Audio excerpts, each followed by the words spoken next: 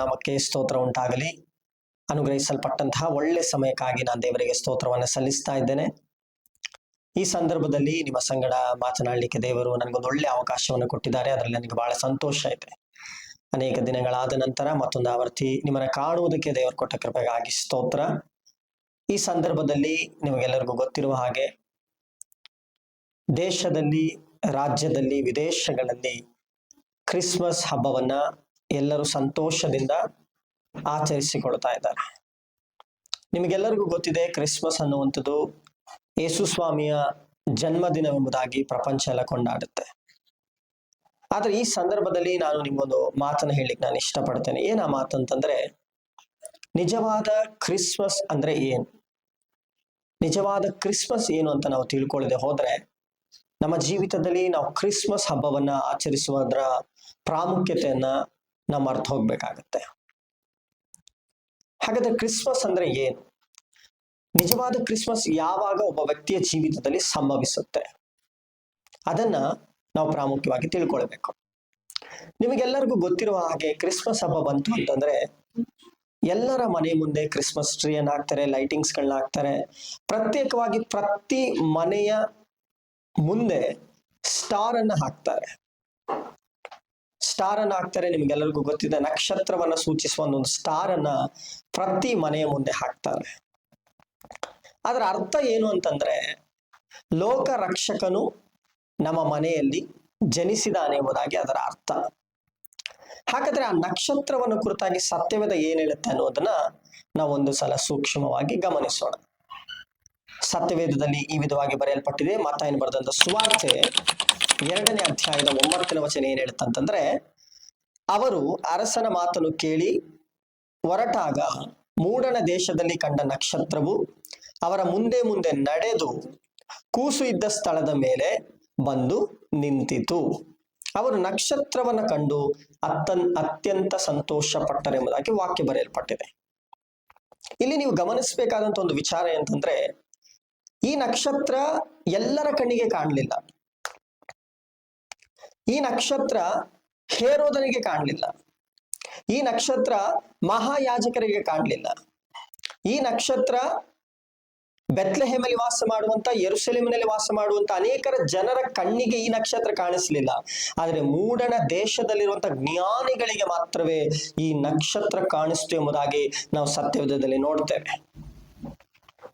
ಹಾಗಾದ್ರೆ ಯೇಸು ಕ್ರಿಸ್ತನ ಜನನ ಯಾವ ಪ್ರಾಂತ್ಯದಲ್ಲಿ ಆಗಿದೆ ಅನ್ನುವಂಥ ಗುರುತು ಆ ನಕ್ಷತ್ರವಾಗಿದೆ. ಮೂಡಣ ದೇಶದ ಜ್ಞಾನಿಗಳು ಆ ನಕ್ಷತ್ರವನ್ನ ನೋಡಿಕೊಂಡು ಆ ನಕ್ಷತ್ರ ಎಲ್ಲಿ ಇದೆ ಅನ್ನುವಂಥದ್ದನ್ನ ಕಂಡು ಹಿಡಿದು ಆ ಸ್ಥಳದಲ್ಲಿ ಲೋಕ ರಕ್ಷಕನು ಜನಿಸಿದಾನೆ ಅನ್ನುವಂಥದ್ದು ಅವ್ರಿಗೆ ಅರ್ಥ ಆಗುತ್ತೆ. ಹಾಗಾದ್ರೆ ಒಂದು ಸ್ಪಷ್ಟವಾಗಿ ಇಲ್ಲಿ ಅರ್ಥ ಆಯ್ತು, ಜ್ಞಾನಿಗಳಿಗೆ ಯೇಸುವಿನ ಮಾರ್ಗವನ್ನು ತೋರಿಸಿದ್ದು ನಕ್ಷತ್ರ. ಆ ನಕ್ಷತ್ರ ಎಲ್ಲರ ಬಳಿಗೆ, ಎಲ್ಲರಿಗೂ ಕಾಣಿಸಿಕೊಳ್ಳುವ ಹಾಗೆ ಆ ನಕ್ಷತ್ರ ಪ್ರದರ್ಶನವಾಗ್ಲಿಲ್ಲ.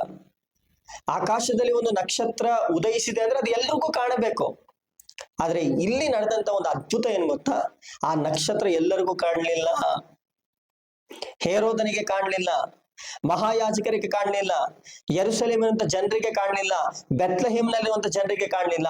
ಜ್ಞಾನಿಗಳಿಗೆ ಮಾತ್ರವೇ ಆ ನಕ್ಷತ್ರ ಯೇಸುವಿನ ಸ್ಥಳವನ್ನ ಗುರುತಿಸುವ ಹಾಗೆ ಅವರ ಮುಂದೆ ಮುಂದೆ ನಡೆದು ಅವರಿಗೆ ಸಹಾಯ ಮಾಡುತ್ತೆ ಎಂಬುದಾಗಿ ನಾವು ಸತ್ಯವೇದದಲ್ಲಿ ಓದ್ತೇವೆ. ಹಾಗಾದ್ರೆ ನಕ್ಷತ್ರ ಅನ್ನುವಂಥದ್ದು ಅದು ಸಾಧಾರಣವಾದಂಥ ವಿಚಾರ ಅಲ್ಲ. ಸತ್ಯವೇದದಲ್ಲಿ ಈ ನಕ್ಷತ್ರವನ್ನು ಕುರಿತಾಗಿ ನಾವು ಓದುವಾಗ ಈ ನಕ್ಷತ್ರ ಎಲ್ರಿಗೂ ಕಾಣಲಿಲ್ಲ, ಜ್ಞಾನಿಗಳಿಗೆ ಮಾತ್ರವೇ ಈ ನಕ್ಷತ್ರ ಕಂಡು ಬಂತು. ಈ ಜ್ಞಾನಿಗಳಿಗೆ ಈ ನಕ್ಷತ್ರ ಯೇಸು ಕ್ರಿಸ್ತನ ಜನನವಾದಂಥ ಸ್ಥಳಕ್ಕೆ ಅವರ ಮುಂದೆ ಮುಂದಾಗಿ ಚಲಿಸಿ ಅವರಿಗೆ ಮಾರ್ಗವನ್ನು ತೋರಿಸಿಕೊಡ್ತು. ಹಾಗಾದ್ರೆ ಇವತ್ತು ನನ್ನ ಮಾತನ್ನ ಕೇಳ್ತಿರುವಂತ ದೇವ ಜನರೇ, ನಿಜವಾದಂತ ಕ್ರಿಸ್ಮಸ್ ಯಾವಾಗ ಅಂತಂದ್ರೆ, ಈ ಲೋಕದಲ್ಲಿ ನಾವು ನಕ್ಷತ್ರಗಳಾಗಿದ್ದೇವೆ. ಜ್ಞಾನಿಗಳಿಗೆ ಯಾವ ರೀತಿ ನಕ್ಷತ್ರ ಕ್ರಿಸ್ತನ ಜನನದ ಸ್ಥಳವನ್ನ ತೋರಿಸ್ಕೊಡ್ತೋ, ಇವತ್ತು ಲೋಕದಲ್ಲಿ ಅನೇಕ ಜನರಿದ್ದಾರೆ. ಪಾಪದಲ್ಲಿ, ಶಾಪದಲ್ಲಿ, ಬಂಧನದಲ್ಲಿ, ರೋಗದಲ್ಲಿ, ಬಡತನದಲ್ಲಿ, ಕಣ್ಣೀರಿನಲ್ಲಿ ಅನೇಕ ಜನರಿದ್ದಾರೆ. ಈ ಜನರಿಗೆಲ್ಲ ಯಾವಾಗ ನಾವು ಕ್ರಿಸ್ತನ ಪರಿಚಯನ ಮಾಡ್ತೇವೋ ಅವತ್ತೇ ನಿಜವಾದಂತ ಕ್ರಿಸ್ಮಸ್. ಕೇವಲ ಡಿಸೆಂಬರ್ 25ನೇ ತಾರೀಕು ಆಚರಿಸುವಂತ ಹಬ್ಬ ಮಾತ್ರ ಅಲ್ಲ ಇದು. ದಾನಿಯೇಲ ಪುಸ್ತಕದಲ್ಲಿ ಒಂದು ಮಾತು ಬರೆಯಲ್ಪಟ್ಟಿದೆ. ಆ ಮಾತನ್ನ ನಿಮ್ಮ ಮುಂದೆ ಓದಬೇಕಂತ ನಾನು ಇಷ್ಟಪಡ್ತೇನೆ. ಗಮನಿಸಿ, ದಾನಿಯೇಲನ ಪುಸ್ತಕ ನೋಡುವುದಾದ್ರೆ 11ನೇ ಅಧ್ಯಾಯ ನಾವು ಓದುವಾಗ ಆ 12ನೇ ಅಧ್ಯಾಯದಲ್ಲಿ ಏನಂತ ಬರೆಯಲ್ಪಟ್ಟಿದೆ ಅಂತಂದ್ರೆ, ಒಂದು ವಚನವನ್ನ ನಾನು ನಿಮಗೆ ಓದ್ಲಿಕ್ಕೆ ನಾನು ಇಷ್ಟಪಡ್ತೇನೆ. 12ನೇ ಅಧ್ಯಾಯದ 31ನೇ ವಚನವನ್ನು ಹೇಳ್ತೇನೆ. ಅವನು ಕೂಡಿಸುವ ಸೈನ್ಯವು ಆಶ್ರಯ ದುರ್ಗವಾದ ಪವಿತ್ರಾಲಯವನ್ನು ಒಲೆಗೆಡಿಸಿ ಪ್ರತಿಷ್ಠಿಸುವುದು. ನಿಬಂಧನ ದ್ರೋಹಿಗಳು ಅವನ ನುಡಿಗಳಿಂದ ಕೆಟ್ಟು ಹೋಗುವರು. ತಮ್ಮ ದೇವರನ್ನು ಅರಿತವರು ದೃಢಚಿತ್ತವರಾಗಿ ಕೃತಾರ್ಥರಾಗುವರು. ಹಾಗಾದ್ರೆ ದೇವರನ್ನ ಕಂಡುಕೊಳ್ಳುವಂತ ವ್ಯಕ್ತಿಗಳು ಕೃತಾರ್ಥರಾಗ್ತಾರೆ. ಹಾಗಾದ್ರೆ ದೇವರನ್ನ ಜನ ಕಂಡುಕೊಳ್ಬೇಕಂತಂದ್ರೆ, ಯೇಸುವನ್ನ ಜನ ಕಂಡುಕೊಳ್ಬೇಕಂತಂದ್ರೆ ನೀನು ಲೋಕದಲ್ಲಿ ಒಂದು ನಕ್ಷತ್ರವಾಗಿ ಮಾರ್ಪಡಬೇಕು. ಈ ಲೋಕದಲ್ಲಿ ಜನ ಕೆಟ್ಟು ಹೋಗ್ತಾ ಇದ್ದಾರೆ, ಪಾಪದ ಕಡೆಗೆ ಹೋಗ್ತಾ ಇದ್ದಾರೆ. ಆ ಜನರು ಕ್ರಿಸ್ತನ ಕಡೆಗೆ ಬರುವಾಗೆ ಮಾಡುವಂಥದ್ದು ಯಾರು ಅಂತಂದ್ರೆ ನಕ್ಷತ್ರವಾದಂತ ನೀನು. ಅದೇ ಅಧ್ಯಾಯದಲ್ಲಿ ಇನ್ನೊಂದು ವಚನವನ್ನು ಓದ್ತೇನೆ, ಸ್ಪಷ್ಟವಾಗಿ ಕೇಳಿಸ್ಕೊಳ್ರಿ. ಅದೇ ದಾನಿಯೇಲನ ಪುಸ್ತಕ 12ನೇ ಅಧ್ಯಾಯದಲ್ಲಿ 3ನೇ ವಚನ ಓದ್ತೇನೆ. ಜ್ಞಾನಿಗಳು ತೇಜೋಮಯವಾದ ಆಕಾಶ ಮಂಡಲದಂತೆ ಪ್ರಕಾಶಿಸುವರು. ಬಹು ಜನರನ್ನು ಸಧರ್ಮಿಗಳನ್ನಾಗಿ ಮಾಡುವವರು ಯುಗ ಯುಗಾಂತರಗಳಲ್ಲಿಯೂ ನಕ್ಷತ್ರಗಳ ಹಾಗೆ ಹೊಳೆಯುವರು. ಹಾಗಾದ್ರೆ ಯಾರು ನಕ್ಷತ್ರ? ಕ್ರಿಸ್ತನ ಕಡೆಗೆ ಜನರನ್ನ ನಡೆಸುವಂತ ವ್ಯಕ್ತಿಗಳೇ ನಿಜವಾದಂತ ನಕ್ಷತ್ರ. ಅವತ್ತು ಜ್ಞಾನಿಗಳಿಗೆ ನಕ್ಷತ್ರ ದಾರಿ ತೋರಿಸ್ತು. ಕ್ರಿಸ್ತನಲ್ಲಿ ಜನಿಸಿದಾನೆ, ಲೋಕರಕ್ಷಕನಲ್ಲಿ ಜನಿಸಿದಾನೆ ಅಂತ ಹೇಳಿದಾಗ ಆ ಜ್ಞಾನಿಗಳು ಸಂತೋಷ ಪಟ್ರು. ಇವತ್ತು ಲೋಕದಲ್ಲಿ ಅನೇಕ ಜನ ಕಣ್ಣೀರಿನಲ್ಲಿದ್ದಾರೆ, ವೇದನೆಯಲ್ಲಿದ್ದಾರೆ. ನಮ್ಗೆ ಸಹಾಯ ಮಾಡೋರು ಯಾರಿಲ್ವಾ, ನನ್ನನ್ನು ಅರ್ಥ ಮಾಡ್ಕೊಳ್ಳೋರು ಯಾರಿಲ್ವಾ ಎಂಬುದಾಗಿ ಅನೇಕ ಜನ ವೇದನೆಯಲ್ಲಿದ್ದಾರೆ. ಹಾಗಾದ್ರೆ ಅವ್ರಿಗೆ ಸಂತೋಷ ಯಾವಾಗ ಆಗುತ್ತಂತಂದ್ರೆ ನೀನೊಂದು ನಕ್ಷತ್ರವಾಗಿ ಅವರಿಗೆ ಕ್ರಿಸ್ತನನ್ನ ಪರಿಚಯ ಮಾಡಿಕೊಳ್ಳುವಾಗ ಮಾತ್ರವೇ ಅವರಿಗೆ ನಿಜವಾದಂತ ಸಂತೋಷವಾಗುತ್ತೆ. ಅವತ್ತು ನಿಜವಾದಂತ ಕ್ರಿಸ್ಮಸ್. ಕೇವಲ ಡಿಸೆಂಬರ್ 25ನೇ ತಾರೀಕು ಮಾಡುವಂತ ಕ್ರಿಸ್ಮಸ್ ಅದಲ್ಲ. ಅದಕ್ಕೆ ಯಾವಾಗ ಅರ್ಥ ಬರ್ತದೆ ಅಂತಂದ್ರೆ, ಲೋಕದಲ್ಲಿ ಇರುವಂತ ಜನರನ್ನ ಸಧರ್ಮಿಗಳನ್ನಾಗಿ ಮಾಡಿ ಕ್ರಿಸ್ತನ ಬಳಿಗೆ ನಾವು ತೆಗೆದುಕೊಂಡು ಬರುವಾಗ ಮಾತ್ರವೇ ಅದು ನಿಜವಾದಂತ ಕ್ರಿಸ್ಮಸ್ ಆಗ್ಲಿಕ್ಕೆ ಸಾಧ್ಯ. ವಾಕ್ಯ ಏನ್ ಹೇಳ್ತದೆ ಮತ್ತೊಂದ್ಸಲ ಓದ್ತೇನೆ, ಗಮನಿಸ್ರಿ. ದಾನಿಯೇಲನ ಪುಸ್ತಕ 12ನೇ ಅಧ್ಯಾಯದ 3ನೇ ವಚನ. ಜ್ಞಾನಿಗಳು ತೇಜೋಮಯವಾದ ಆಕಾಶ ಮಂಡಲದಂತೆ ಪ್ರಕಾಶಿಸುವರು. ಬಹುಜನರನ್ನು ಸಧರ್ಮಿಗಳನ್ನಾಗಿ ಮಾಡುವವರು ಯುಗ ಯುಗಾಂತರಗಳಲ್ಲಿಯೂ ನಕ್ಷತ್ರಗಳ ಹಾಗೆ ಹೊಳೆಯುವರು. ಹಾಗಾದ್ರೆ ಯಾರು ನಿಜವಾದಂತ ನಕ್ಷತ್ರ? ಈ ಲೋಕದಲ್ಲಿ ಪಾಪದಲ್ಲಿ, ಶಾಪದಲ್ಲಿ, ಬಂಧನದಲ್ಲಿ ಇರುವಂತ ಜನರನ್ನ ಕ್ರಿಸ್ತನ ಕಡೆಗೆ ನಡೆಸುವಂತವರೇ ನಿಜವಾದಂತ ನಕ್ಷತ್ರ. ಅವತ್ತೇ ನಿಜವಾದಂತಹ ಕ್ರಿಸ್ಮಸ್. ಈ ಲೋಕದಲ್ಲಿ ಪಾಪಿ ದೇವರ ಕಡೆಗೆ ತಿರುಗೋದೇ ನಿಜವಾದ ಕ್ರಿಸ್ಮಸ್.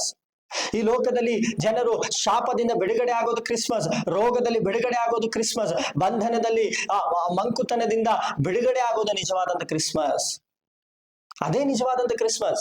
ನಾವು ಕ್ರಿಸ್ಮಸ್ ಅಂದ್ರೆ ಕೇಕ್ ಕಟ್ ಮಾಡೋದು, ಮನೆ ಡೆಕೋರೇಷನ್ ಮಾಡೋದು, ಲೈಟಿಂಗ್ಸ್ ಹಾಕೋದು, ಕ್ರಿಸ್ಮಸ್ ಟ್ರೀ ಹಾಕೋದು, ಸ್ಟಾರ್ ಹಾಕೋದು ಅಂತ ನಾವು ಅನ್ಕೊಳ್ತಾ ಇದ್ದೀವಿ. ಅದೆಲ್ಲ ನಿಜವಾದಂತ ಕ್ರಿಸ್ಮಸ್. ನಿಜವಾದಂತ ಕ್ರಿಸ್ಮಸ್ ಲೋಕದಲ್ಲಿ ಪಾಪದಲ್ಲಿ, ಶಾಪದಲ್ಲಿ, ಬಂಧನದಲ್ಲಿ ಇರುವಂತ ಜನರು ಕ್ರಿಸ್ತನನ್ನ ಕಂಡುಕೊಳ್ಳುವಂಥದ್ದೇ ನಿಜವಾದಂತ ಕ್ರಿಸ್ಮಸ್. ಹಾಗಾದ್ರೆ ನಕ್ಷತ್ರ ಕೆಲಸ ಏನಾಗಿತ್ತು? ನಕ್ಷತ್ರದ ಕೆಲಸ ಜ್ಞಾನಿಗಳಿಗೆ ಕ್ರಿಸ್ತನಿರುವಂತ ಸ್ಥಳವನ್ನ ಪರಿಚಯ ಮಾಡಿಕೊಳ್ತು. ಹಾಗಾದ್ರೆ ಇವತ್ತು ನನ್ನ ಮಾತನ್ನ ಕೇಳ್ತಿರುವಂತ ದೇವಜನರೇ, ನೀವು ನಕ್ಷತ್ರಗಳಾಗಿ ಲೋಕದಲ್ಲಿ, ಶಾಪದಲ್ಲಿ, ಬಂಧನದಲ್ಲಿ, ಪಾಪದಲ್ಲಿರುವಂತ ಜನರಿಗೆ ನಿಜವಾದಂತ ಕ್ರಿಸ್ತನನ್ನ ಪರಿಚಯ ಮಾಡಿಕೊಡುವಾಗ ಮಾತ್ರವೇ ನೀವು ನಕ್ಷತ್ರಗಳಾಗಿ ಮಾರ್ಪಡ್ಲಿಕ್ಕೆ ಸಾಧ್ಯ. ಅದು ನಿಜವಾದಂತ ಕ್ರಿಸ್ಮಸ್ ಆಗುತ್ತೆ.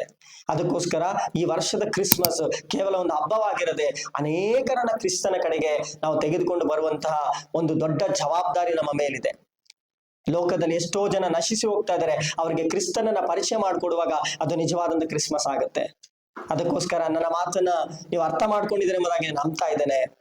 ಈ ಕ್ರಿಸ್ಮಸ್ ಅನೇಕರನ್ನ ನಾವು ಕ್ರಿಸ್ತನ ಕಡೆಗೆ ನಡೆಸುವುದರ ಮುಖಾಂತರ ದೇವರ ಬರೋಣ ಬಹಳ ಸಮೀಪ ಆಗಿದೆ. ಅವರನ್ನೆಲ್ಲರನ್ನ ಕ್ರಿಸ್ತನಿಗೋಸ್ಕರ ಸಿದ್ಧಪಡಿಸೋಣ. ನಿಮಗೂ ನಿಮ್ಮ ಕುಟುಂಬಕ್ಕೂ ಈ ಕ್ರಿಸ್ಮಸ್ ಹಬ್ಬದ ಹಾರ್ದಿಕ ಶುಭಾಶಯಗಳು. ನಮ್ಮ ಹೋಸನ್ನ ರಿವೈವಲ್ ಇಂಟರ್ನ್ಯಾಷನಲ್ ಮಿನಿಸ್ಟ್ರಿಯ ವತಿಯಿಂದ ನಿಮ್ಮೆಲ್ಲರಿಗೂ ನಾವು ಶುಭಾಶಯಗಳನ್ನು ಕೋರ್ತಾ ಇದ್ದೇವೆ. ದೇವರು ನಿಮ್ಮನ್ನು, ನಿಮ್ಮ ಕುಟುಂಬಗಳನ್ನು ಧಾರಾಳವಾಗಿ ಅನುಗ್ರಹಿಸಿ ಆಶೀರ್ವದಿಸಲಿ. ಆಮೆನ್. Praise the lord.